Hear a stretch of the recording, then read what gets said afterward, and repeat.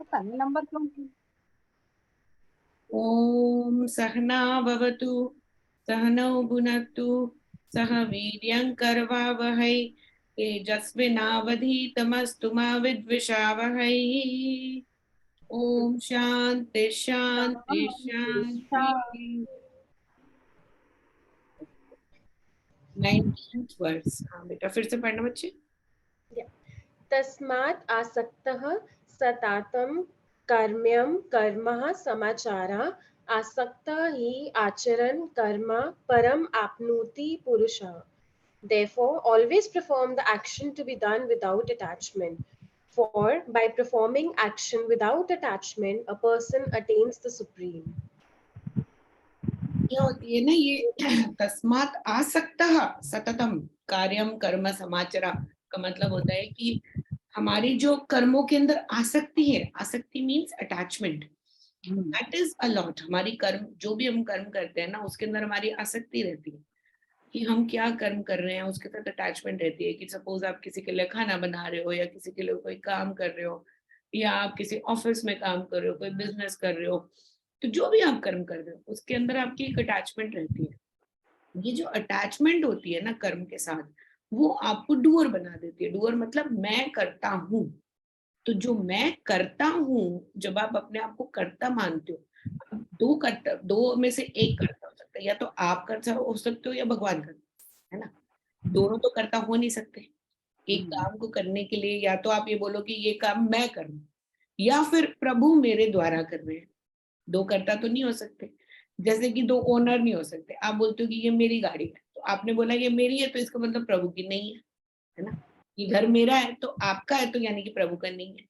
लेकिन इस पूरी सृष्टि का ओनर कौन है? एक ही है, प्रभु ही है ना। तो इस सृष्टि की कर्ता धर्ता कौन है? प्रभु ही है। तो फिर मैं कर्ता कैसे हो गया? अगर मैं करता नहीं हूं तो जो मैं कर्म कर रहा हूं उसके साथ मेरे अटैचमेंट क्यों है? तो वो गलत हो गया। यानी कि जो मैं कर्म कर रहा हूं वो मेरे द्वारा हो रहा है, लेकिन करने वाले प्रभु हैं। तो जब हम ये समझ में आता है तो उससे क्या होगा कि आप जब अपने इस बात को समझोगे कि मेरे द्वारा ही कर्म हो रहा है पर करने वाला प्रभु है, तब आपकी मैं खत्म हो जाएगी। तो जो कर्मों के अंदर आसक्ति है ना, ये मैं को वो करती है, उजागर करती है। उससे आपको मैं कि मैं ही करता हूँ, मैं ही सब कुछ कर रहा हूँ, मेरी वजह से चल रहा है। हम तो इतना सब कुछ सुना देते हैं दूसरों को कि मेरी वजह से तुम जी रहे हो, मेरी वजह से तुम सांस ले रहे हो, तुम्हारी तो सांस भी मेरी देन है। मैं ना होती तो तुम जिंदा ना होते, मैं ना होता तो तुम्हारा क्या हो जाता, ये सब बोल देते हैं ना हम, है ना। लेकिन क्या हमारी वजह से कुछ होता है? हमारी वजह से तो कुछ भी नहीं होता। ये करने वाले तो प्रभु ही हैं, लेकिन हम सिर्फ एक जरिया है। हमारे थ्रू वो कर्म हो रहे हैं, है ना। तो जो भी हम कर्म कर रहे हैं अगर हम उसमें अच्छे हैं तो वो उसका हमें किसके ऊपर वो डालना चाहिए कि प्रभु ही ये काम कर रहे हैं इसलिए मेरे द्वारा अच्छा काम हो रहा है। अगर मेरे से कोई चीज गलत हो रही है तब हमें ये समझना चाहिए कि क्योंकि मैं इंसान हूं तो मेरे से गलती हो सकती है ना। तो दोनों चीजों में आपको ये समझना चाहिए कि करने वाले तो प्रभु हैं, लेकिन अगर मुझसे गलती हो गई है कोई तो वो मैं इंसान हूँ, गलती हो सकती है। अच्छा, हम हमारे अंदर क्या है ना, इंसानों को गलती करने का पूरा अधिकार है। ये नहीं है लिखा हुआ हमारे वेदों में कि आप गलती मत करो। गलती करो, इंसान बना ही गलती करने के लिए। उसको ये नहीं बोल सकते कि आप गलती मत करो, गलती करो, बहुत करो, जितनी कर सकते हो उतनी गलतियां करो। लेकिन अगर आपने अपनी गलतियों से नहीं सीखा और आगे बढ़ते गए तब आप गलत। गलती करना गलत नहीं है, लेकिन गलती से ना सीखना वो गलत। और वो कब होता है? जब आपकी अटैचमेंट होती है अपने कर्मों के साथ। तो जहां पर आसक्ति आ गई, तस्मात आसक्ता, ये आसक्ति जहां पर आ गई कर्मों के साथ, वहां पर आपकी मैं आ गई। जहां पर आपकी मैं आ गई वहां पर आप गिरना शुरू हो गए। जहां आप गिरना शुरू हो गए तो उसके बाद तो फिर आपका कोई चांस ही नहीं है। फिर तो अगला जन्म होगी लाइन लगी हुई है आगे। फिर तो मोक्ष का कोई स्थान बनता ही नहीं है ना। तो हमारा जो मोक्ष के लिए जो भी हम कोशिश करते हैं उसके अंदर सबसे बड़ा जो रोड़ा है, जो सबसे बड़ा पत्थर है, वो क्या होता है? मेरा अहम। तो जहां पर मेरा अहम आता है और जहां पर मेरी आसक्ति होती है उसकी वजह से हमें मोक्ष प्राप्त नहीं हो सकता। और मोक्ष प्राप्त करना ही इंसान का सबसे बड़ा स्वधर्म है। स्वधर्म जो है वो केवल हमारा हम जो पैदा हुए हैं इंसान की योनि में, वो सिर्फ मोक्ष प्राप्त करने के लिए ही हुए, और किसी काम के लिए पैदा नहीं हुए। आपको कोई आपका कार्य नहीं रहता इस धरती पर करने के लिए कि मेरे को ये काम करना है, मेरे को वो काम करना है, मुझे इस कंपनी के अंदर सबसे बड़ा मैनेजर बनना है, या फिर मुझे इतने पैसे कमाने हैं, मुझे इतनी गाड़ियां खरीदनी है। आपको किसी भी काम के लिए पैदा नहीं किया गया। आपको एक ही काम के लिए पैदा किया गया है कि अपने विवेक को यूज करो और देखो कि हाँ, मैं इस मनुष्य योनि से कैसे बाहर आ सकता हूँ। और वो एक ही तरीका है जब आपकी आसक्ति नहीं होती, जब आपकी अटैचमेंट नहीं होती है। तो अटैचमेंट को हटा दो। जहां पर आप ये बोलना बंद कर दोगे कि मैं करने वाला कोई नहीं हूँ, करता धरता केवल भगवान ही है, प्रभु ही है जो मेरे शरीर के द्वारा अलग अलग कर्मों को कर रहे हैं, और मेरे अंदर कोई मैं नहीं है। जहां पर मैं खत्म हो गया, वहां पर आपका मोक्ष का द्वार खुल गया। और इसी के लिए हम पैदा हुए हैं, इसी को ही हमें करना है। इसके अलावा तो हमारे पास करने के लिए और कोई भी चीज है ही नहीं। अब वो आगे क्या बोल रहे हैं, असक्त ही आचरण कर्म परम आपनोति पुरुषः। कहते हैं कि जो कर्म करता है, प्रभु कहते हैं जो आसक्ति के बगैर कर्म करता है, उसी को ही अल्टीमेट पुरुष, मतलब पुरुष ब्रह्मन ईश्वर के साथ एक होने का चांस करता है। लेकिन जो आसक्ति के साथ अपना कर्म करता है, वो उसके लिए प्रभु को पाना मुमकिन ही नहीं, नामुमकिन है। It is not possible. क्यों पॉसिबल क्यों नहीं है? क्योंकि आपके अंदर जब तक अहम रहेगा, तब तक आप ईश्वर के पास नहीं जा सकते, ईश्वर के साथ एक नहीं हो सकते। और जब तक आप ईश्वर के साथ एक नहीं होंगे, तो आपको मोक्ष मिलेगा कैसे? तो हमारा जो मोक्ष के साथ जो हमारा रिश्ता है, उसके बीच में एक ही प्रॉब्लम है, दैट इज मैं। और ये मैं को जीतना, इसको बोलते हैं जितात्मा। आगे आएगा ये वर्ड, जितात्मा बोलते हैं, एक वर्ष में प्रभु यूज करते हैं जितात्मा, जिसने आत्मा को जीत लिया हो, है ना। तो जब हम अपनी आत्मा को जीत लेते हैं, तो जितात्मा बन जाते हैं, तब हमारे लिए मोक्ष का द्वार जो है वो खुल जाता है। Then it is open. ठीक है, चलो नेक्स्ट देखते हैं। Next verse. कर्मणा एव हि संसिद्धिम् अस्तितः जनक आद्या लोक संग्राम इव अपि संपस्यं कर्तुम् अर्हसि. Abiding by duty alone, Janaka and others have attained liberation. At least considering the upliftment of the society, you should act. अब वो कह रहे हैं प्रभु की जनक आदि ऋषि। ये जनक कौन होता है? जनक मीन्स किंग। एक तो जनक का मतलब किंग होता है, और एक राजा जनक थे। तो दोनों ही इसमें यूज, हम लोग दोनों को ही देख सकते हैं कि बहुत सारे राजाओं को मोक्ष मिला कर्म योगी बन के। एक तो ये होता है। दूसरा इसका इंटरप्रिटेशन वो होगा कि किंग जनक को, राजा जनक को मोक्ष मिला था। कैसे मिला था? उनको अपने कर्म करके, वो कर्म योगी थे। राजा जनक का अगर हम एग्जाम्पल लेते हैं ना, तो राजा जनक जो थे, अब सबको पता है सीता माँ के फादर थे राजा जनक। तो राजा जनक जो थे, उनका वो कर्मयोगी थे।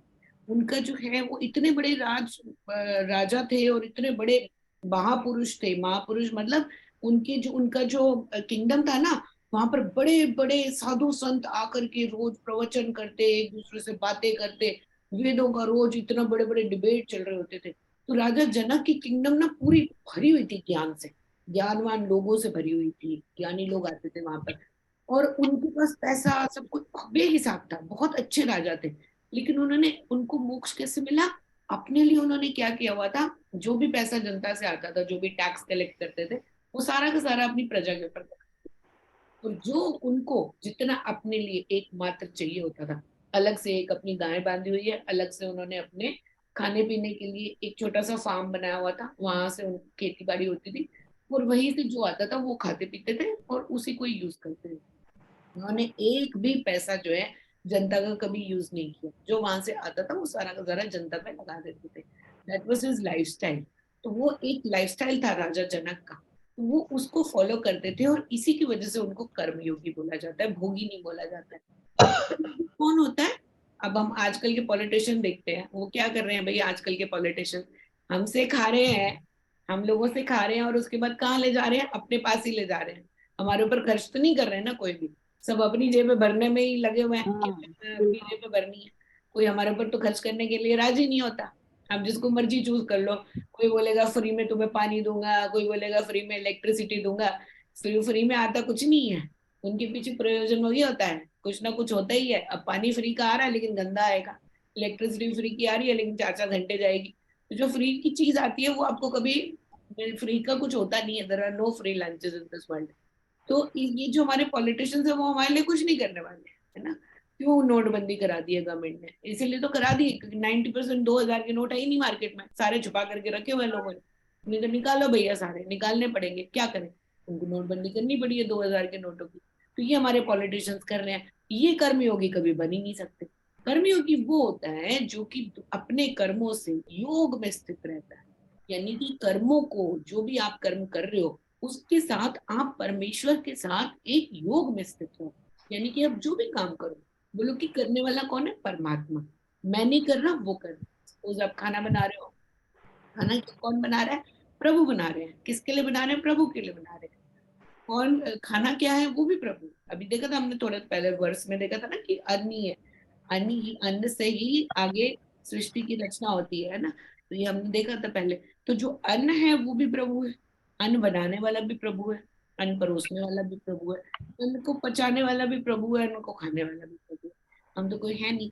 जहां पर आपकी समझ इतनी ऊपर हो गई, वहां पर आपका मैं खत्म, और जहां पर आपका मैं खत्म हो जाएगा फिर आपका मोक्ष का द्वार अपने आप ही खुल जाएगा। करता धरता सारा जो भी है वो प्रभु ही है, उसको बोलते हैं कर्म योगी। तो अब यहाँ पर क्या कह रहे हैं भगवान, कह रहे हैं कि जनक आदि महर्षियों को, सॉरी राजाओं को जो मोक्ष मिला है वो कैसे मिला है, क्योंकि उन्होंने सोसाइटी का एक अपलिफ्टमेंट किया, अपने कर्मों से खुद भी ऊपर उठे, लोगों को भी ऊपर किया। वो होता है एक असली राजा, और वो कर्म योगी होता है।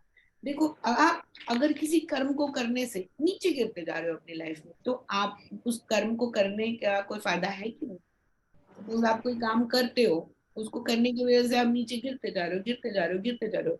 बोले एक आदमी है, इंसान है, उसको गुस्सा करना है, तो अपने गुस्से की वजह से वो नीचे अपने आप को गिराता जाता है, गिराता जाता है, गिराता जाता है, गिराता जाता है। तो ऐसे कर्म को करने का कोई फायदा है, कोई फायदा नहीं। हम लोग दिन भर के लोगों से बात करते हैं, गॉसिप कर रहे हैं, कोई अलग अलग बात कर रहे हैं, आप किसी से मिलने जा रहे हो, किसी के घर जा रहे हो, किसी से बात कर रहे हो, कुछ भी जो भी आप कर्म कर रहे हो उसको करने से या तो आपका फायदा हो, या जिससे आप बात कर रहे हो उसका फायदा हो, या किसी तीसरे का ही फायदा हो, पर किसी का तो फायदा हो।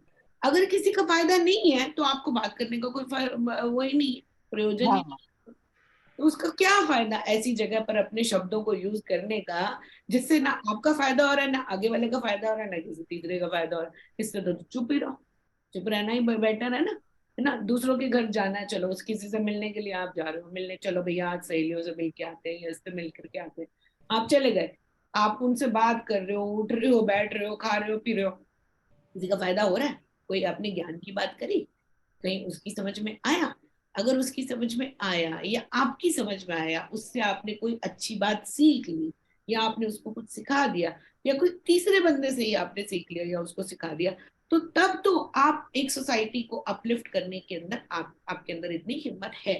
नहीं तो क्या होगा, मैं भी डूबू तू भी मेरे साथ डूब, है ना। वो होता है फिर। अब क्या होता है, अब आजकल की शादियों में क्या होता है, आई लव यू बोल देते हैं, लड़का भी बोल देता है, लड़की भी बोल देती है, हम मुझे तो तुमसे प्यार है। प्यार क्या है, प्यार वार कुछ नहीं होता, मैं गिरने वाला हूँ तुम भी मेरे साथ गिरो। ना अपने आप को उठा पाते, ना दूसरे को उठा पाते, ना किसी तीसरे को उठा पाते। So it becomes a real zero. Why, that is why most of the marriages lead to divorce. आज शादी करनी है, कल डिवोर्स करना है, क्यों, क्योंकि पता ही नहीं चला क्या कर दिया हमने, समझ में ही नहीं आया हमने क्या कर दिया। तो खुद भी डूबेंगे, दूसरों को भी डूबेंगे। किसी ने, दो लोगों ने इकट्ठे बिजनेस शुरू किया, बिजनेस शुरू किया, ना ये इसको जानता है अच्छे से, ना वो उसको अच्छे से जानता, काम तो शुरू कर दिया, धंधा चौपट हो गया। क्यों, क्योंकि एक दूसरे को जानते नहीं हो, एक दूसरे को अपलिफ्ट नहीं करना चाहते हो। जब आप अपलिफ्ट करना ही नहीं चाहते हो तो दोनों ही गिरेंगे ना। और इवेंचुअली क्या होगा, ऐसे करते करते करते करते पूरी सोसाइटी नीचे गिर जाएगी। क्यों, एक दूसरे को पकड़ते जा रहे हो आप, गिराते जा रहे हो, गिराते जा रहे हो, गिराते जा रहे हो।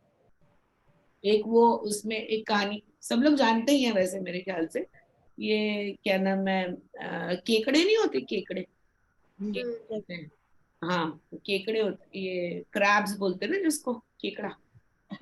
तो वो एक टब के अंदर, थाल के हाँ, अंदर जो है, हाँ, वो बहुत सारे केकड़े ला करके उसने रख दिए, क्या नाम है, गुरुजी ने केकड़े ला करके रख दिए अपने बच्चों के सामने। तो बोले, सारे के सारे डर गए कि ये तो बाहर निकल करके हमें काटेंगे। बोले नहीं, किसी को डरने निकलेंगे नहीं, निकलेंगे नहीं वो। कोई एक निकलने के, बाहर निकलने के काबिल ही नहीं है। ये एक दूसरे की टांग पकड़ के एक दूसरे को हाँ, करके देंगे, ना ये बाहर निकलेंगे ना तुम्हें काटेंगे, ये कुछ नहीं करने वाले हैं। ये अपने आप का ही सुहा कर देंगे सारे के सारे मिल करके। तो तुम्हें इससे डरने की कोई जरूरत नहीं है। केकड़े क्या करते हैं ना, वो ना खुद ऊपर जाते हैं ना किसी दूसरे को जाने देंगे। एक हाथ पकड़ करके नीचे कर देगा और दूसरा वाला इसको पकड़ेगा नीचे कर देगा। तो एक दूसरे को पकड़ करके वो ना कभी ढाल से बाहर निकल ही नहीं पाते। इसलिए उनको सिक्योरिटी की जरूरत ही नहीं होती किसी भी। वो एक दूसरे को ही नीचे गिरा गिरा करके मार देते। तो ऐसे में वो कहते हैं यही होता है हमारी जो सोसाइटी है, उसमें आप देखोगे इंसान क्या करता है, वो एक दूसरे को नीचे गिराने में ही लगा हुआ है। कोई ऊपर उठाने के लिए नहीं लगा हुआ किसी दूसरे को कि हाँ इसकी मदद कर दे या कुछ कर दे ना। वो एक दूसरे को गिरा करके खुद भी गिर जाएंगे, दूसरे को भी गिरा देंगे। तो इसमें क्या है, जो ये कर्म करता है कि खुद भी गिरेगा दूसरों को भी गिराएगा, वो कर्मयोगी नहीं। कर्मयोगी वो है जो कि अपने कर्मों से अपने आप को भी ऊपर करता है, दूसरों को भी। अगर आपने, आपके कर्म ऐसे हैं कि जिसकी वजह से आपको फायदा हो रहा है, दूसरे को फायदा हो रहा है, किसी तीसरे को फायदा हो रहा है, सोसाइटी को फायदा हो रहा है, धरती को फायदा हो रहा है, तब तो प्रभु भी कहेंगे कि हाँ भैया इसके लिए मोक्ष का द्वार खोल दो। क्यों? क्योंकि ये किसी के काम तो आ रहा है। लेकिन हम लोग अगर किसी के भी काम नहीं आते, ना खुद के काम आते हैं ना तो किसी दूसरे के काम आते हैं, है ना, तो फिर हमारे जिंदा रहने का या इंसान कहलाने का तो कोई मतलब ही नहीं होता। फिर तो हम जानवर की तरह रह गए ना, केकड़े ही बन के रह गए सारी जिंदगी। फिर इंसान कहाँ से हुए हम? इंसान तो वो होगा जो कि खुद को भी ऊपर उठाएगा और दूसरों को भी, और उसी को ही कर्मयोगी कहते हैं। और इसी कर्मयोगी को ही मोक्ष प्राप्त होता है।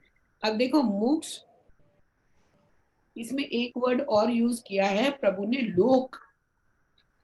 लोक का मतलब होता है वर्ल्ड। यहाँ पर ये लोक संग्रहम एव अपि सम्पश्य कर्तुम अर्हसि। लोक संग्रहम, लोक संग्रहम का मतलब होता है, लोक क्या होता है कि जिसको वर्ल्ड बोलते हैं, हमें दुनिया बोलते हैं। तो दुनिया के अंदर, दुनिया के, दुनिया में जो कर्मयोगी अपने आप को उठाने के काबिल होता है, उसको बोला जाता है कि हाँ इसका अपलिफ्टमेंट इज वेरी इंपॉर्टेंट, उसके लिए मोक्ष का द्वार खुल जाता है। अच्छा, लोक के लिए जब ये वर्ड यूज आता है ना, तो एक चीज और है, हम इस धरती पर तो रह रहे हैं, लेकिन हमारे से 7 लोग ऊपर और 7 लोग नीचे भी हैं। जो हम, हमारे जो 7 लोग हमारी धरती तो एक है, इसके बाद ऊपर स्वर्ग तक के 7 लोग हैं और 7 लोग नीचे हैं, नरक तक के भी 7 लोग हैं, उनके नाम भी दिए हुए हैं। एक तो होते हैं ये भूहु, भुवः, सुवः, महः, जनः, तपः, और सबसे ऊपर होता है सत्यम, जिसको स्वर्ग बोला जाता है। और नीचे जो होते हैं लोग, वो भी 7 होते हैं, उनके नाम होते हैं अतला, वितला, सुतला, तलातला, महातला, रसातला, और सबसे नीचे होता है पाताल। ये सारे के सारे लोक हैं हमारे, 7 ऊपर 7 नीचे और बीच में हमारी धरती है। तो ये बोलते हैं कि अगर आप अच्छे कर्म कर रहे हो, लेकिन आपको अपने कर्मों के साथ अटैचमेंट है कि हाँ मैं करता हूँ, तब आप ऊपर के लोकों में जाना शुरू कर देते हो। लेकिन और अगर आप बुरे कर्म कर रहे हो और आपको पता है कि आप बुरे कर्म कर रहे हो, तब आप नीचे के लोकों में जाना शुरू कर देते हो। और आप अगर कहीं कोई भी अपने आप को कर्ता मानते ही नहीं हो, तो आप परलोक चले जाते हो, मतलब लोकों से पर चले जाते हो। इसलिए हमारे इसमें बोला जाता है ना कि परलोक सिधार गए। परलोक सिधार गए मतलब अब लोकों से बाहर आ गए हैं, वो परलोक सिधार गए, यानी कि वो सारे लोकों से दूर हो गए हैं। ना वो नीचे जाएंगे, ना वो नीचे वाले लोकों में जाएंगे, ना ऊपर वाले लोकों में जाएंगे, उनको तो मोक्ष मिलेगा। तो हम जब कोई किसकी डेथ हो जाती है तो हम उसके लिए अच्छा बोलते हैं। हमारे ये हिंदू संस्कृति में ये बोला जाता है कि वो परलोक चले गए, परलोक सिधार गए, मतलब अब वो उनका लोकों से कोई मतलब नहीं है, ना धरती से मतलब है, यानी कि उनको मोक्ष मिल गया, उसको बोला जाता है परलोक सिधारना। तो ये हमारे जो लोक है, 7 ऊपर 7 नीचे और एक धरती, इसके अंदर इंसान तब तक घूमता रहता है जब तक वो अपने आप को कर्ता मानता है। अगर वो ये कहता है कि हाँ मैं तो बड़े अच्छे कर्म कर रहा हूँ, अच्छे कर्म करो, लेकिन अगर आप कर्ता मानोगे तब आप ऊपर के लोकों में चले जाओगे। अगर आप बुरे कर्म करोगे और एक दिन आप बैठ करके पश्चाताप कर रहे हो, हाय मैंने ये बुरा कर दिया, हाय मैंने वो बुरा कर दिया, तब आप नीचे के लोकों में चले जाओगे। लेकिन अगर आपकी आसक्ति ही नहीं है कर्मों के अंदर, आप कर्मों को कर रहे हो लेकिन उनके साथ अटैचमेंट ही नहीं है। करता धरता तो प्रभु है। जब आप करता धरता प्रभु को मान लेते हो तो आप सारे लोगों से परलोक की तरफ सिधार लेते हो, तब आप वहां चले जाते हो, परलोक चले जाते हो। दैट मीन्स परलोक सिधारना। अच्छा, तो ये लोकों का मतलब होता है। ठीक है, अब नेक्स्ट देखते हैं 21st। यत् यत् आचरति श्रेष्ठः तत् तत् एव इतरः जनाः स्यात् परमानं कुरुते लोकः तत् अनुवर्तते. Every other person performs only such actions whichever a superior one performs. The world follows that which he sets as a standard. अब जो यत यत आचरति श्रेष्ठः तत् तत् एव इतरः जनः, जो श्रेष्ठ लोग होते हैं जैसे वो कर्म करते हैं बाकी लोग उसी को ही फॉलो करते हैं। बाकी लोग श्रेष्ठ लोगों को देख करके फॉलो करते हैं। अब जैसे कि हमारे, अगर हम अब हमारी सोसाइटी हिंदू धर्म के अंदर ही देखते हैं। अच्छा, आप लोग आश्रम जाते हो ना, आश्रम में जाकर के देखते हो कि वहां पर लोग भंडारा करा रहे हैं, चलो हम भी करा देते हैं, है ना। तो शुरू किया ये चीज, भंडारा कराने की प्रथा शुरू करी हमारे गुरुओं ने कि हाँ, लोगों को खाना खिलाना एक अच्छा कर्म है। वो हम लोगों ने देखा, देख करके हमने कहा कि चलो हम भी इस पर अमल करते हैं। तो जो श्रेष्ठ लोग होते हैं ना, जिस तरह के कर्म वो करते हैं, ऑर्डिनरी लोग उन कर्मों को फॉलो करते हैं और उनको फॉलो करते करते अपना भी भला कर लेते हैं और अपना भला कर करके वो इस संसार चक्र से बाहर निकल जाते हैं। तो श्रेष्ठ लोग क्या कैसे कर्म करते हैं? श्रेष्ठ लोगों को देखोगे, उनके अगर आप आश्रम का लाइफस्टाइल देखोगे कैसा होता है। हम आश्रम में रहते थे, सुबह 4 बजे उठ करके सबसे पहले गंगा स्नान करते थे। 4 बजे, अब गर्मी हो सर्दी हो कुछ भी हो, 4 बजे उठना है आपको, गंगा स्नान करना है। और कभी कभी तो इतनी ज्यादा ठंड होती थी कि बड़ी मुश्किल से गंगा जल हाथ में लेकर के ठंडे लेकिन स्नान करना जरूरी होता था। अच्छा, सुबह स्नान करना, उसके बाद फिर चैंटिंग होती थी टेम्पल के अंदर। 2 घंटे जोर जोर से बड़ी बड़ी आवाज में, ऊंची आवाज में हम लोग चैंटिंग करते थे। फिर उसके बाद जो है हमारे मेडिटेशन होती थी। मेडिटेशन के बाद में हमारी क्लासेस होती थी। बीच बीच में हम लोगों को खाना वाना मिलता था, खाना वाना जो सात्विक आहार होता है वो मिलता था। फिर हम आश्रम में सेवा के काम भी करते थे। जो बाकी स्वामी लोग हैं, जो लोग नहीं कर पाते हैं, बुजुर्ग हैं, उनकी सेवा के लिए जो भी काम होते थे वो भी करते थे। फिर जैसे गुरु जी की अपना उनकी जैसी इच्छा होती थी कि हाँ ये सब कर्म करने हैं, कभी थोड़ा बहुत प्लांटिंग कर दी, गार्डनिंग कर दी, है ना, गंगा जी को साफ कर दिया, ये सारे सेवा के काम भी हम करते थे। फिर वो रखवाते थे, क्या नाम है, भिक्षा रखवाते थे और भंडारे कराते थे। तो उसमें भी हम लोग साथ देते थे, जाकर के भंडारे में खाना खिलाते थे लोगों को। और जो भी होता था, जो भी हमें कहा जाता था भंडारे के अंदर जैसे जैसे काम करने, तो वो भी करते थे। तो जैसे हमारे गुरुओं ने हमें सिखाते गए, हम वैसे वैसे कर्म करते गए। उन्होंने अपने लिए भी मोक्ष का द्वार खोल दिया, हमारे लिए भी मोक्ष का द्वार खोल दिया। तो है ना, तो जो श्रेष्ठ लोग होते हैं ना, वो क्या करते हैं कि अपने कर्मों से दूसरों को प्रोत्साहित करते, वो अपने कर्मों को इतना ऊंचा कर देते हैं कि बाकी लोग देख करके उनको फॉलो करना शुरू कर देते हैं कि भैया इनके जैसे बनना है, हमें इनके जैसे बनना है, इनके जैसे कर्म करने हैं। क्यों? क्योंकि वो अपना भी भला करते हैं, दूसरों का भी भला करते जाते हैं। तो श्रेष्ठ लोगों को देखो। अब देखो, आप एक चीज देखिए, आपने गुरुद्वारे जाओ कभी, गुरुद्वारे के अंदर कोई बंदा एक खाली नहीं बैठा मिलेगा आपको। कोई कहीं पर सफाई कर रहा है, कोई कहीं कहीं पर डस्टिंग कर रहा है, कोई नीचे पोछा मार रहा है, कोई किचन में सेवा कर रहा है, कोई, सारे के सारे मिलकर के एकजुट होकर के सारे के सारे काम कर रहे होते हैं। एक बंदा खाली नहीं मिलता, है ना। अच्छा, और ये चीज देखो, आप जितने लोग गुरुद्वारे में जाते हैं ना, सारे के सारे इतने वेल टू डू फैमिलीज के होते हैं, इतनी उनके ऊपर प्रभु की कृपा होती है। आपको कोई भी सिख कभी भीख मांगता हुआ नहीं दिखाई देगा, कभी भी। आपने नोटिस की होगी, भिखारी कभी नहीं दिखेगा। ये सिखों में ये एक बड़ी स्पेशल चीज होती है कि वो कभी ना भीख नहीं मांगते, कोई ना कोई कर्म कर लेते हैं लेकिन कभी किसी से मांगते नहीं। ये देखो कितनी बड़ी बात है ये, है ना। हम लोग दूसरों से भीख नहीं मांगेंगे, छोटे से छोटा काम कर लेंगे वो। अब पंजाब में जाकर के देखो, हर तरीके के काम कर रहे होते हैं। कोई खेती बाड़ी कर रहा है, कोई छोटे काम कर रहा है, कोई बड़े काम कर रहा है, कोई, लेकिन हर बंदा काम कर रहा होता है और हर बंदा गुरुद्वारे जाकर के सेवा करता है। तो ये चीज कम्युनिटीज में हमें देखने को मिलती है। कैसे? क्योंकि एक गुरु ने सबका भला कर दिया। उसका लाइफस्टाइल गुरु ऐसा था कि वो सिखा करके चले गए कि देखो तुम सेवा करते जाओ, आगे बढ़ते जाओ, सेवा करते जाओ, आगे बढ़ते जाओ। और उनकी सेवा भावना की वजह से जो है सबका भला होता, सारे के सारे सबका भला। आपको कभी भी कोई भी सिख गरीब या रोता हुआ या भीख मांगता हुआ ऐसा कभी मिलेगा ही नहीं, कभी भी नहीं मिलेगा। क्यों? क्योंकि उनका एक प्लेटफॉर्म ऐसा बन गया है, उनको सिखा के चलेगा। अच्छा, ऐसे हमारे हिंदुओं के अंदर भी है। हिंदुओं के अंदर जितने लोग वेदों को मानते हैं ना, वो आपको कभी गरीब नहीं मिलेंगे। जितने भी लोग वेदों को और शास्त्रों को मानते हैं, जो मानते हैं कि शास्त्रों में लिखा हुआ बिल्कुल सही है, वो आपको कभी गरीब नहीं मिलेंगे। लेकिन जो शास्त्रों के ऑपोजिट काम करता है, जो कहता है कि नहीं मेरे को शास्त्र में कोई विश्वास नहीं है, वो आपको गरीब मिलेगा, जरूर मिलेगा। वो भीख मांगता हुआ भी मिलेगा, जिसको भगवान में विश्वास नहीं है, आसक्ति नहीं है, गंदा रहता है।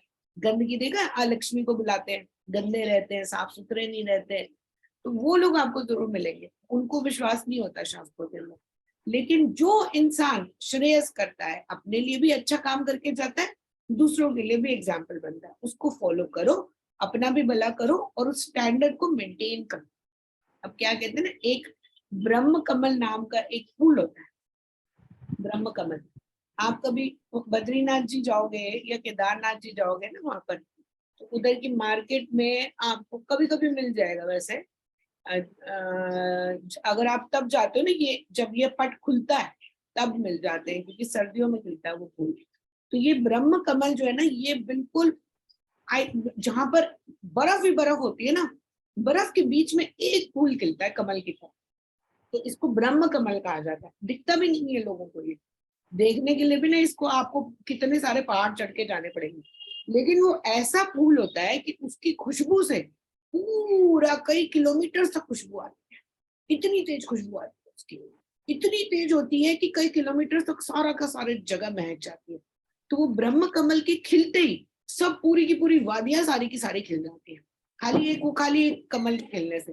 तो ये होते हैं श्रेष्ठ लोग, जिनकी खाली होना ही बाकी सबको महका देता है, बाकी सबको वो कर देता है, प्रोत्साहित करता है। उनको ये दिखाता है कि yes I set a standard, now you people should follow this, है ना। उसको बोलते हैं कि अपने खुद भी उठना और दूसरों को भी उठाना। लोकः तत् अनुवर्तते, वो फिर सभी लोगों में इस श्रेष्ठ इंसान की जो है सारे लोगों के अंदर उसकी प्रशंसा की जाती है। खाली धरती पर ही नहीं होती, उसकी फिर प्रशंसा स्वर्ग लोक तक की जाती है, सब लोगों में की जाती है। ठीक है, नेक्स्ट देखते हैं 22। 22 न मे पार्थस्ति कर्तव्यं त्रिषु लोकेषु किंचन न वपतम्यं वर्तत इव च कर्माणि। O Arjuna, there is nothing to be pursued by me in all the three worlds. There is nothing to be attained which is not yet attained by me. Still, I remain in action. और वो क्या कह रहे हैं, प्रभु कह रहे हैं कि भैया ये तीनों ये लोग किसने बनाए हैं? मैंने बनाए हैं। मेरे पास यहाँ पर आने में मेरे को कोई कर्म करने की जरूरत है? कोई कर्म, जब कृष्ण भगवान आए थे तो उनको आने के बाद कोई कर्म करने की जरूरत थी? कोई जरूरत नहीं थी, वो तो प्रभु हैं। लेकिन जब से वो पैदा हुए तब से लेकर के जब तक उन्होंने वो शरीर से अदृश्य नहीं हो गए, तब तक एक सेकंड भी खाली बैठे नहीं बैठे। बचपन से लेकर के अभी तो पैदा ही हुए तो पहले पूतना को मार दिया, है ना। पूतना को मारने के बाद फिर वहां पर वृंदावन में सारे राज रचाते गए, उसको नाग को भी मारा, गोपियों के साथ खेलते रहते थे, है ना। किसी का कभी मनोरंजन करते हुए दिखाई दे रहे हैं, कभी राक्षसों को मारते हुए दिखाई दे रहे हैं, कभी वो अपना जाकर के गुरुकुल में पढ़ते हुए दिखाई दे रहे हैं, कंस को मारते हुए दिखाई दे रहे हैं। जब से वो अपना उन्होंने शरीर कृष्ण का एक शरीर लिया, प्रभु ने कृष्ण के भगवान का स्वरूप शरीर लिया, तब से एक्शन करते गए करते गए करते गए करते गए करते गए। जरूरत तो नहीं थी उनको किसी भी चीज को करने की। अब ये भगवत गीता भी पढ़ाने की क्या जरूरत थी उनको?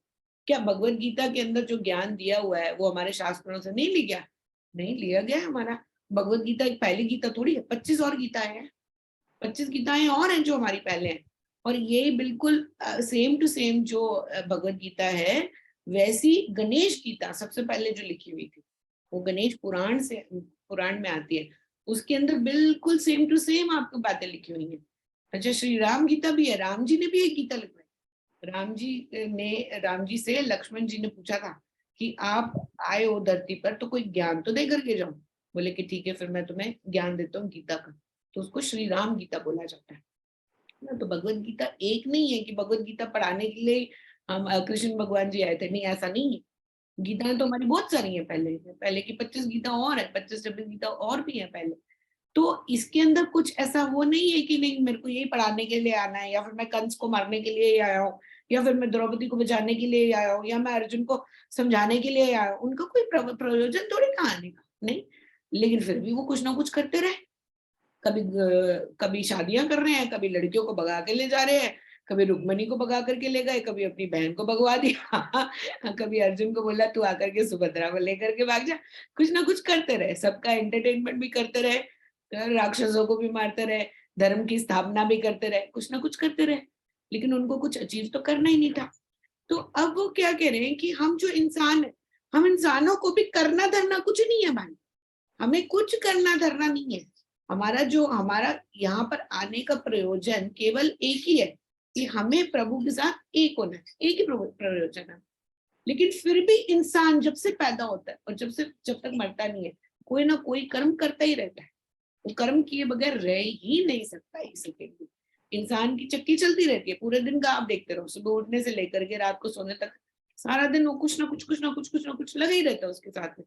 कभी किसी से बात कर ली, कभी कुछ कर लिया, किसी दूसरे के लिए कर लिया, कभी इसके लिए कर लिया। खाली थोड़ी बैठते हैं, कौन सा इंसान खाली बैठता, खाली तो कोई बैठता नहीं है। तो कह रहे लेकिन जो तुम कर्म कर रहे हो सुबह से लेकर के रात तक और पैदा होने से लेकर के मरने तक, उनके अंदर अपनी आसक्ति अगर हटा दोगे, अपने आप को करता धरता नहीं मानोगे, तब तो तुम मेरे पास पहुंच जाओगे। लेकिन मेरे को जैसे मैंने खुद को करता तो कभी माना ही नहीं। कृष्ण भगवान ने ये तो नहीं बोला कि मैं आया हूं, मैं ये सब करके जा रहा हूँ, उन्होंने तो नहीं कहा कभी भी। हमने उनको देख करके, उनकी कर्मों को देख करके कहा ना कि हाँ प्रभु आए थे, उन्होंने ये सब कर्म किए, ये हमने कहा ना। उन्होंने तो नहीं कहा मेरी आकर के पूजा करो। किसी भगवान ने आकर के ये बोला कि आओ मेरे मंदिर में घंटे बजा दो, मेरे आगे अगरबत्ती जला दो, मेरे आगे दीप जला दो? कभी किसी भगवान ने कहा है ये सब करने के लिए? कोई नहीं कहता ना। लेकिन हमारी श्रद्धा होती है, हम कहते हैं कि नहीं हम करेंगे, है ना। तो कह रहे हैं कि मेरा तो कोई प्रयोजन नहीं था आने का, लेकिन फिर भी मैं कर्म करता रहा। इसलिए तुम भी करता अपने आप को मत मानो, और तुम्हारा कोई प्रयोजन नहीं है, तुम कर्म करते जाओ और उसका फल फेंकते जाओ। फल के अंदर उसकी आसक्ति दिखाओ ही मत कि हाँ ये मैंने कर्म कर दिया, अब इसके अंदर मेरे को इसके लिए कोई एक्सपेक्टेशन है। आप अगर घर में किसी के लिए कोई काम कर रहे हो तो करते जाओ, लेकिन एक्सपेक्ट मत करो कि मेरे को इसके बदले में कुछ मिलेगा, प्रशंसा भी मिलेगी या नहीं मिलेगी, कोई बात नहीं, कर्म करते जाओ अपना और आगे बढ़ते जाओ। जो इंसान कर्म करता जाता है और उस फल की चिंता नहीं करता है, उसी को कर्मयोगी कहा जाता है। तो प्रभु यहाँ कह रहे हैं कि कर्मों को मैं करता गया, मैंने ये नहीं सोचा। मेरे को गांधारी ने आकर के श्राप दे दिया, जबकि मैंने तो कुछ किया भी नहीं था। क्या किया था प्रभु ने तो जितना हो सका ये कहा कि महाभारत का युद्ध मत होने दो, मत होने दो, मत होने दो। कितनी बार वो गए ये कहने के लिए कि नहीं युद्ध को रोक दो, हर बार ही वो गए। विदुर के साथ जाकर के उन्होंने खाना खाया, उन्होंने दुर्योधन के साथ खाना नहीं खाया। क्यों? उन्होंने बोला कि मैं धर्म का साथ नहीं दूंगा, तुम युद्ध मत करो। कितनी बार कहा। दुर्योधन ने कहा कि मैं इसको पकड़ करके अभी बंदी बना दूंगा, इस ग्वाले को, ऐसे बोला कृष्ण भगवान के लिए कि इस ग्वाले को मैं पकड़ करके अभी बंदी बना लूंगा, तभी भी उन्होंने कुछ नहीं कहा। कोई बात नहीं, तू अपने कर्म कर रहा, करता जा। उन्होंने दुर्योधन को मारा नहीं।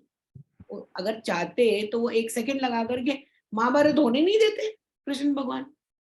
महाभारत होने का रीजन क्या था? वो तो होने ही नहीं देते बिल्कुल भी। लेकिन उन्होंने कहा कि नहीं मैं खुद नहीं मारूंगा किसी को भी, मैंने मारने के लिए यहाँ पर मैं राक्षसों को मारूंगा, लेकिन मैं और किसी को नहीं मारूंगा। तो द्रौपदी, ये गांधारी ने श्राप क्या दिया कृष्ण भगवान को कि तुम चाहते तो रोक सकते थे युद्ध, लेकिन तुमने नहीं रोका और मेरे सारे के सारे बच्चे मर गए, अब तुम भी मरो। उन्होंने श्राप देकर के चली गई। लेकिन भगवान तो अपनी तरफ से तो उन्होंने पूरी कोशिश की थी कि युद्ध ना हो, फिर भी श्राप लेकर के बैठ गए। क्यों? क्योंकि उनको जाना ही इसी तरीके से था। तो प्रभु के आने और जाने का ना एक रास्ता होता है, जब वो अवतार लेते हैं कोई ना कोई रीजन बन जाता है। ऐसे ही हम इंसानों के आने और जाने का भी एक रीजन बनता है कि कौन सा इंसान आ रहा है, कौन सा इंसान जा रहा है, किस तरीके से आ रहा है, किस तरीके से जा रहा है। कोई ना कोई रीजन बन जाता है, तभी उसके बर्थ होता है, तभी उसकी डेथ होती है, उस रीजन की वजह से। तो ये कह रहे हैं कि अब तुम कर्म योगी बनो, अपने कर्मों को करते जाओ और उसके लिए ये मत सोचो कि मैं करता हूँ। अपने आप को करता मत मानो और चलते जाओ, करते जाओ, करते जाओ, करते जाओ, करते जाओ, करते जाओ, खत्म करो, मतलब करते जाओ, आगे बढ़ो, करते जाओ, आगे बढ़ो, करते जाओ, आगे बढ़ो, लोगों की सेवा करते जाओ, आगे बढ़ते जाओ, बिजनेस करते जाओ, आगे बढ़ते जाओ। ये मत सोचो मुझे क्या मिलेगा क्या। चलो नेक्स्ट देखते हैं 23। 23rd verse. यदि ह्यहं न वर्त्यं जातु कर्म न यतन्द्रित्यः मामा वर्तनमनु वर्तन्ते मनुष्याः पार्थ सर्वस्य. Because if ever I do not remain tirelessly in action, the people would follow my path in every way. O Arjuna. वो कह रही कि अगर मैं कर्म नहीं करूंगा तो लोग भी कर्म नहीं करेंगे, वो भी कर्म करेंगे। नहीं करेंगे। तो भाई अगर मैं कर्म करते हुए मैंने अगर अवतार लिया है और मैं तुम सबके सामने कर्म योगी की तरह नहीं रहूंगा तो इंसान कहेंगे भगवान आकर के चले गए, उन्होंने तो कुछ किया नहीं तो हम क्यों करें कुछ भी, तो हम भी सारे कर्म करना छोड़ देंगे। भाई रामायण में श्री राम जी आए, उन्होंने आकर के सबसे पहले उनको क्या, उनको जब बोल दिया कि तुम जाओ गुरुकुल चले जाओ, चुप करके चले गए। उसके बाद जब वापस आए उनका राज तिलक होने वाला था, लेकिन उनको जो है कि कई माँ ने बोल दिया कि नहीं ये तो वनवास जाएंगे। उन्होंने कहा ठीक है जी मैं वनवास चला जाता हूँ। वनवास गए, वहां पर रावण आकर के सीता माँ को हर के ले गया। उन्होंने कहा चलो अब इसको तो मारना पड़ेगा तो मैं मार देता हूँ। उसके बाद जब सीता माँ छोड़ करके चली गई फिर लवकुश आए, फिर लवकुश को वापस लेकर के आए। कर्म करते रहे, करते रहे, करते रहे। अगर नहीं करते वो कर्म तो हम लोग क्या कोई कर्म करते? हम कहते प्रभु आकर के चले गए, हम भी क्या करें, हम भी तो पैदा हुए हैं, हम भी चले जाएंगे, खत्म करो कहानी, किसी को कर्म करने की जरूरत ही नहीं है। तो कहते हैं कि अगर मैं ही कर्म नहीं करूंगा तो तुम सब लोग कर्म कैसे करोगे, तुम भी कर्म नहीं करोगे, सारे के सारे लेजी हो जाएंगे, सब बोलेंगे खाली बैठ करके अपना कोई कर्म करने की जरूरत है ही नहीं किसी को भी। भाई अन्न जल तो प्रभु ने दे ही देना है, तो कर्म करने की जरूरत क्या है? ऐसा तो है नहीं कि प्रभु हमें भूखा रखेंगे, कहीं ना कहीं से तो हमारा अन्न जल तो हमें मिल ही जाएगा। तो फिर कर्म नहीं करते, छोड़ देते हैं। तो कह रहे हैं कि मैंने जब आकर के ये एग्जाम्पल सेट किया है कि कर्म करना है, अगर मैं ही ये एग्जाम्पल नहीं सेट करूंगा तो सब हर इंसान कर्म करना छोड़ देगा, बोलेगा हमें कर्म करने की जरूरत ही नहीं है। जब आराम से हमें सब कुछ मिल रहा है, खाना पीना बैठना उठना, लविश लाइफस्टाइल सब कुछ दे रहे हैं प्रभु, तो फिर क्या जरूरत है कर्म करने की? नहीं। लेकिन कर्म करना बहुत जरूरी है, हर इंसान के लिए जरूरी है, क्योंकि भगवान के लिए भी बहुत जरूरी था। अब भगवान भी वैसे अब इस समय पर कोई अवतार लेकर के हमें दिखाई नहीं दे रहे हैं, लेकिन 24 घंटे तो वो कर्म कर ही रहे हैं ना। हम सबको पाल रहे हैं कि नहीं पाल रहे? हम सबके खाने पीने रहने का उठने का बैठने का, सब लोगों को खाना मिल रहा है, सब लोगों को पहनने मिल रहा है, सबका ध्यान कौन रख रहा है? प्रभु ही तो कर रहे हैं। तो 24 घंटे कर्म तो वो कर रहे हैं ना ऐसे। लेकिन इंसान को क्या है प्रॉब्लम, देखो जरा सा काम करना नहीं दूसरे के लिए, आए हाय सुना करके ना इतने लंबे लंबे पर्चे कर देते, मैंने तो तुम्हारे लिए ये कर दिया, मैंने तो तुम्हारे लिए वो कर दिया, तुमने तो आज तक मेरे लिए कुछ किया भी नहीं है। देखो मैं तो सुबह से लेकर के शाम तक काम भी करूं, घर भी संभालूं, ये भी करूं वो भी करूं। वो भी आदमी भी सुना देता है कि मैं तो बाहर के काम भी करूं, मुझे लोगों से भी मिलना होता है। देखो घर को चलाने के लिए मुझे सुबह उठ करके रात तक काम करना पड़ता है, ट्रैवल करना पड़ता है, इतनी गाड़ी चेंज करनी पड़ती है, बसें बदलनी पड़ती है, सुना देते हैं वो भी है ना। किसके लिए कर रहा हूँ? मैं तुम्हारे लिए कर रहा हूँ। वो भी बोल देती है हाँ मैं तुम्हारे लिए कर रही हूँ, मैं तुम्हारा घर संभाल रही हूँ, तुम्हारा बच्चा संभाल रही हूँ। तो क्या करना इतना सा है, सुनाना इतना सारा है, बहुत सुनाने लंबे लंबे चिट्ठे तैयार हो जाते कि हमने तो ये कर दिया तुम्हारे लिए, हमने तो तुम्हारे लिए वो कर दिया, करते वरते कुछ भी नहीं है। तो क्या है ना, कर्मों को करते जाओ और उसके साथ अपना कनेक्शन तोड़ते जाओ और चुप करके कर्मों को करते जाओ टायरलेसली। जस्ट उसको इस तरीके से करो कि आप ये मत बोलो कि मैं थक गया हूं। ये जो यहाँ पर ये अतंत धीरता, ये जो वर्ड यूज किया है प्रभु ने, वो कह रहे हैं कि जो मतलब रुकता नहीं है और अपने कर्म करता जाता है, करता जाता है, करता जाता है, करता जाता है, उसी का ही मैं साथ देता हूँ। जो लेकिन रुक जाता है उसका मैं साथ नहीं देता। जो इंसान सुबह से लेकर के रात तक उसके पास लिस्ट होती है काम करने की, plan your day and your life will get plan automatically, there is a saying. तो जो इंसान अपना डे प्लान करता है, सुबह से लेकर के रात तक मुझे ये करना है, उसकी लाइफ ऑटोमेटिकली प्लान हो जाती है। कौन करता है? प्रभु कर देते हैं उसकी लाइफ। तो कहते हैं कि यू प्लान योर डे, तुम अपना डे प्लान करो कि आज मुझे ये करना है, मुझे रुकना नहीं है। कर्म योगी के अंदर एनर्जी लेवल बहुत हाई होता है। कर्म योगी जो होता है उसका एनर्जी लेवल बहुत हाई होगा। लेकिन जो कर्मों के अंदर जिसकी मतलब जो अपने आप को कर्म ये कहता है कि हाँ मैं ही सारे काम कर रहा हूँ, वो लेजी बन जाता है। कंट्रास्ट देखो, जो अपने आप को जो कर्म योगी होता है ना, जिसकी आसक्ति नहीं होती, जिसके अंदर मैं नहीं होती, वो 24 घंटे एनर्जी होती है उसके अंदर काम करने की। अब हमारे जो स्वामी जी हैं, स्वामी जी को आप अगर उनका लाइफस्टाइल देखते हैं, सुबह से लेकर के रात तक का जो उनका लाइफस्टाइल था, सुबह उठ जाते थे, रात तक अपना पूरा दिन पढ़ाना, लोगों से मिलना, बच्चों से बात करनी, इधर जाना उधर जाना, एंड जब तक उनकी आखिरी सांस थी ना, तब तक उन्होंने हम लोगों को पढ़ाया है। डायलिसिस चल रही है, फ्रैक्चर हुए पड़े हैं, दवाइयों की सेडेशन है, लेकिन फिर भी लास्ट मिनट तक उन्होंने हम सब बच्चों को पढ़ा करके, लेक्चर दे करके गए हैं, लोगों से मिल करके गए हैं, सारा कुछ सॉर्ट आउट करके गए हैं। क्यों रुके नहीं कभी वो? आज तक कभी वो रुके ही नहीं। जब से आए कुछ ना कुछ करते गए। कर्म योगी वो होता है जो कि अपने कर्मों को करता जाता है। धीरे धीरे ना वो अपने आप ही ऑटोमेटिकली वो रिजल्ट देना शुरू कर देता है। सपोज हम ये सोचे कि मेरे को हर काम करने से पहले अगर इंसान ये सोचे कि मेरे को क्या मिलेगा ये करके, तब तो भाई ये धरती रुक जाएगी, अगर सब इंसानों ने ये सोचना शुरू कर दिया।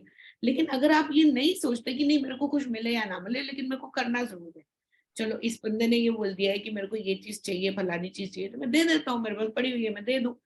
हम इस तरीके से एक दूसरे को ऊपर उठाते हैं कि नहीं उठाते? उठाते हैं ना, तभी तो हमारी सोसाइटी चल रही है, तभी तो हम लोग आपस में एक दूसरे के काम आ रहे हैं, आगे चल रहे हैं। तो कर्मयोगी क्या है कि हाँ, अगर किसी तरीके से मेरे कुछ कर देने से दूसरा बंदा अगर उसका भला हो जाता है तो कर देते हैं, क्या फर्क पड़ता है? अब कुछ मिले ना मिले क्या करना है, छोड़ो, कर दो किसी का भी भला।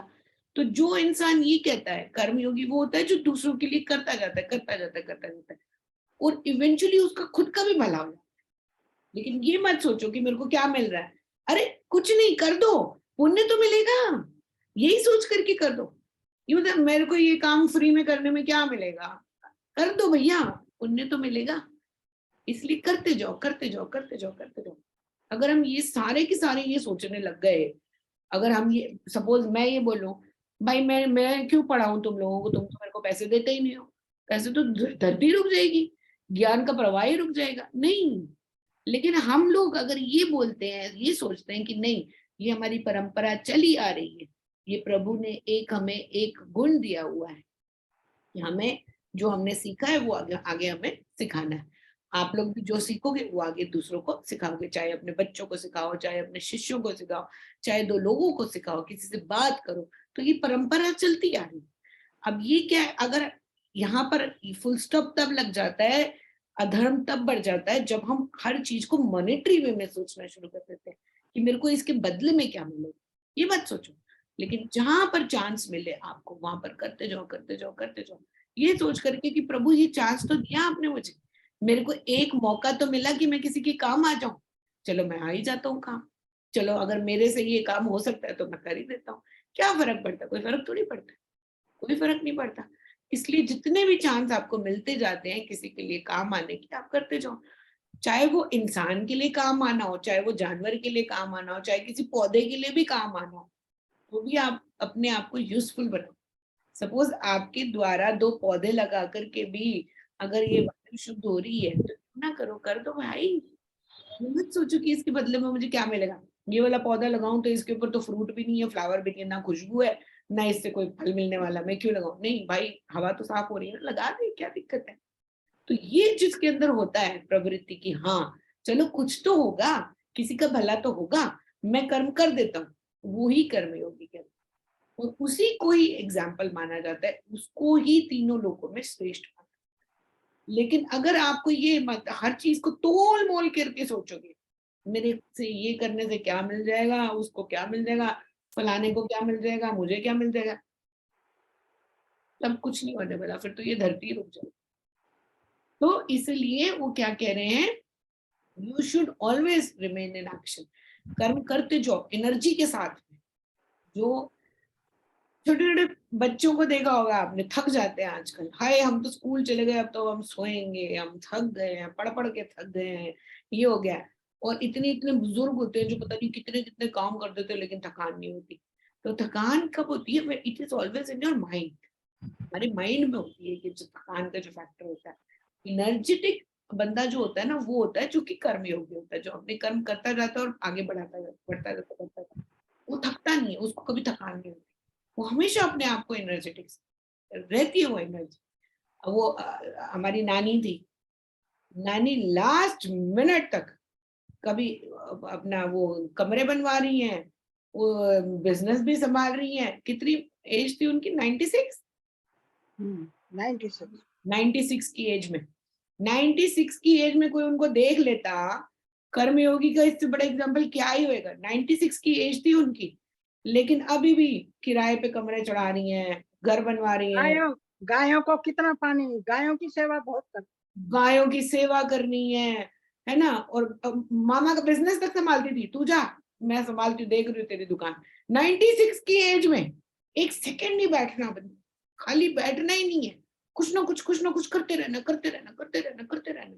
तो क्या होता है कि प्रभु भी उनका साथ देता है, वो कहते हैं मोक्ष का द्वार खुला हुआ है भैया, आ जाओ। जो बंदा उनके घर में घुसेगा, मैं मेरे ख्याल से 10 मिनट के लिए गई थी वहां पर, तो 10 मिनट में गाजर का हलवा बना दिया मैडम ने। मैंने कहा आप आपकी उम्र देखो जरा यार, 10 मिनट 15 मिनट आई हूं मैं मिलने के लिए, आपने गाजर का हलवा बना दिया इतनी जल्दी। मैंने कहा हम तो सोचते रह जाते हैं, हलवा बनाना है पूरा दिन हो जाता है, 3-4 दिन लग जाते हैं, हाय गाजरे कौन घिसेगा। आप 96 की एज में 10-15 मिनट के अंदर खड़े हो गए हो बना करके। नहीं नहीं तो खा ले, एक चम्मच खा करके जा। देखो ये होता है एनर्जी लेवल लोगों का, है ना। तो इसको बोलते कर्मयोगी, उसकी एनर्जी कभी एग्जॉस्ट नहीं होती। क्यों? प्रभु का एक स्पेशल हाथ होता है उनके साथ में, जो अपने आप को टायर्ड समझ करके रुक जाता है ना, वो खत्म हो जाता है वहीं पर। फिर जरा मृत्यु उसको आने में देर नहीं लगती। जरा मृत्यु तो बैठी हुई है नाग बन करके, फटाच डसेगी सीधा।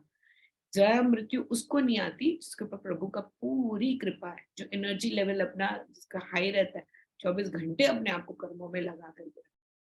तो वही प्रभु कह रहे हैं कि अगर मैं ही कर्म ना करूं तो सारे के सारे रुक जाएंगे। चलो today will do till here, 24 से फिर नेक्स्ट स्टार्ट करते हैं बेटा। हाँ जी दी। 23 किया ना अभी? हाँ जी, हाँ जी।